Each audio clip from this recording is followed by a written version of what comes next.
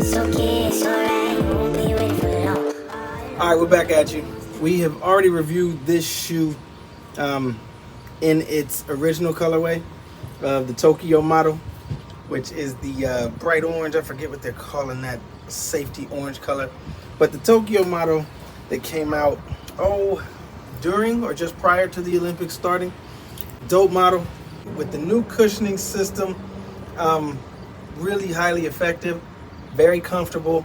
They ran a little bit big, so I went down a size, and we got the 4D forward in carbon. So the exact colorway is black carbon. I'm assuming that the carbon is the bright green, or it could be this colorway they're talking about here, because this is the first time that this particular shoe, any 4D shoe actually, with the 3D printed midsole, has actually had a translucent material for the 3D print.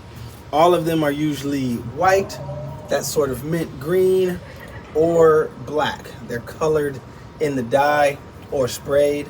I think there was a silver model, but this one is translucent. So let's get into it.